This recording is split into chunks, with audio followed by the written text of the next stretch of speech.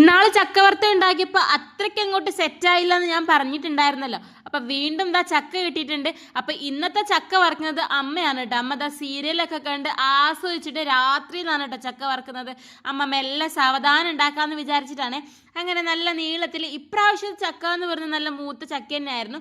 അതുകൊണ്ട് ഇപ്രാവശ്യം നമുക്ക് അങ്ങനെ പ്രശ്നമൊന്നും തോന്നില്ല, എന്തായാലും സെറ്റാവും. അപ്പോൾ ദാ ഒരു ട്രിപ്പ് ഇട്ട് പിന്നെ അതിലേക്ക് മഞ്ഞളും ഉപ്പിൻ്റെയും വെള്ളം കൂടി ഒഴിച്ചിട്ട് നന്നായിട്ട് അങ്ങോട്ട് മൊരിച്ചെടുക്കുന്നുണ്ട് കേട്ടോ. അപ്പോൾ ഇങ്ങനെ അമ്മ കോരിടുന്നതിനനുസരിച്ച് ആ പാത്രത്തിലെ അളവിങ്ങനെ കുറഞ്ഞുകൊണ്ടിരിക്കുന്നുണ്ട് കേട്ടോ.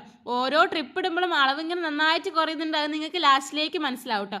അപ്പോൾ അതാ ഞാനും കൂടെ കൈയിട്ട് കഴിക്കുന്നുണ്ട്, എല്ലാവരും കഴിക്കുന്നുണ്ട്. അങ്ങനെ ഏകദേശം ആദ്യത്തെ ട്രിപ്പ് ഏകദേശം കാലിയായിട്ടുണ്ട് കേട്ടോ. അങ്ങനെ പിന്നെ ഞാൻ പോയിട്ടോ. അപ്പോഴേക്കും അമ്മ പിന്നെയും വറക്കാൻ തുടങ്ങിയിട്ടോ. അങ്ങനെ എല്ലാം വറുത്ത് കഴിഞ്ഞ് അത്യാവശ്യം ക്വാണ്ടിറ്റി ഉണ്ടായിരുന്ന ഒരു വലിയ കുപ്പി തന്നെ ആക്കി വെച്ചിട്ടോ. പിന്നെ ഞങ്ങളിതാ പിറ്റേന്ന് നല്ല പഴുത്ത ചക്കയിലാണ് കേട്ടോ മൽപ്പിടുത്തം നടത്തിയത്. അപ്പോൾ അമ്മ ഇങ്ങനെ നന്നാക്കി ഇടുമ്പോൾ ഞങ്ങളെല്ലാവരും വട്ടത്തിലും നിരങ്ങനെ ഇരുന്നിട്ട് ഇങ്ങനെ കഴിക്കുന്നുണ്ടായിരുന്നു കേട്ടോ. അപ്പം മഴയുണ്ടായിരുന്നു. അപ്പം നല്ല അടിപൊളി പഴുത്ത ചക്ക. നമ്മുടെ ഭരത് മോനും പഴുത്ത ചക്ക ഇപ്പം ഭയങ്കര ഇഷ്ടമാണ് കേട്ടോ.